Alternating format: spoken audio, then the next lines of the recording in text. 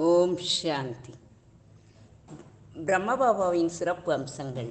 தலைப்பு: தேகம் மற்றும் தேக சம்பந்தங்களிலிருந்து சதா அப்பாற்பட்ட நஷ்டமோகா நிலை. இதை பார்ப்போம்.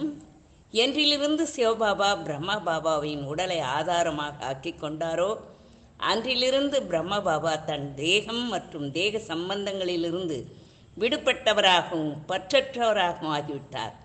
குழந்தைகளே, இவ்வுடல் என்னுடையதல்ல. இந்த உடலை சிவபாபாவுக்கு கடனாக கொடுத்துள்ளேன். சுயம் பாபாவே இவ்வுடலை காப்பாற்றுவார். இந்த உறவினர்கள் யாரும் என்னுடையவர்கள் அல்ல. நானே சுயம் அவருடைய குழந்தையாக இருக்கிறேன். இவர்கள் அனைவரும் சிவபாபாவின் உடையவர்கள். இது உசேன் கடவுளுடைய குதிரை என்று பிரம்மபாபா கூறுவார். இந்த ஸ்மிருதி நினைவின் மூலம் பாபா டபுள் லைட்டாக இருந்தார்.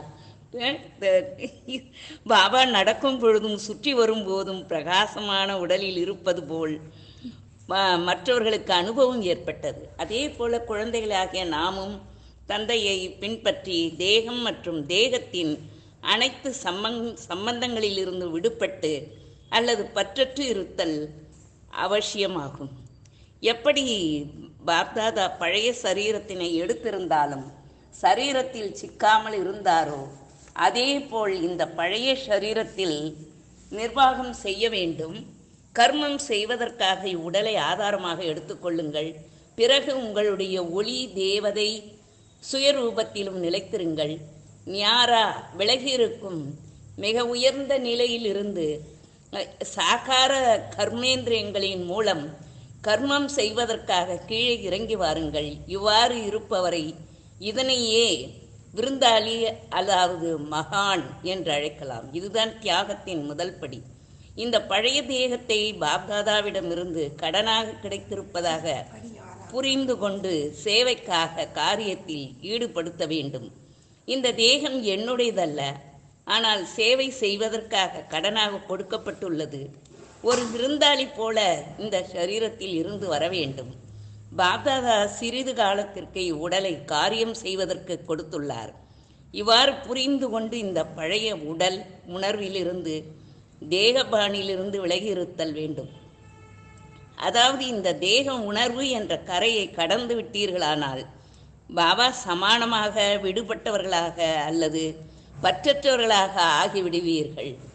இந்த ரதம் பாபாவினுடையது என்றுதான் எப்பொழுதும் பிரம்மபாபாவின் சங்கல்பத்திலும் பேச்சிலும் இருந்தது. மேலும் குழந்தைகளுக்கும் இந்த உடல் மனம் பொருள் அனைத்தும் தங்களுடையது என்னுடையது அல்ல என்று உறுதிமொழி கொடுத்துள்ளீர்கள். நான் எனது என்பவை தேக உணர்வில் கொண்டு சேர்க்கின்றன. பாபா தங்களுடையது என்னும் போது விடுபட்டிருப்பீர்கள். விடுபட்டிருக்கும் போது பாபாவின் நினைவும் தானாகவே இருக்கும். ஆகவே பாபா கூறுகிறார், குழந்தைகளே, பழைய மண்பாண்டத்தின் உணர்வை விடுத்து பரிசா சூட்சும ஒளி சொரூபமாகுங்கள். இரட்டை லைட் டபுள் லைட் ஆகுங்கள். தேகத்தின் சம்பந்தம் லௌகிக மற்றும் அலௌகிக மனிதர்களுடன் ஏற்படுகிறது.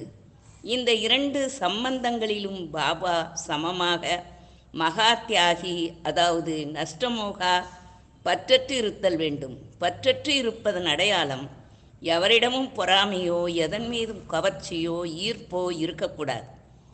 ஏனெனில் இந்த இரண்டு விஷயங்களில் தான் நேரம், சக்தி அல்லது புத்தி வீணாகும். ஆகவே நல்லவைகளை நல்லது என புரிந்து சாட்சியாக இருந்து பாருங்கள். மேலும் தீயவற்றை கருணை உள்ள உடையவர்களாகி இரக்க கண்ணோட்டத்தின் மூலம் பரிவர்த்தனை செய்யக்கூடிய சுப பாவனை கொண்டு சாட்சியாக இருந்து பார்க்க வேண்டும். இவ்வாறு செய்தால் கர்ம பந்தனத்திலிருந்து விலக முடியும். அதாவது பற்றற்றவர்களாகி நஷ்டமோகா ஆகிவிடுவீர்கள். ஓம் சாந்தி.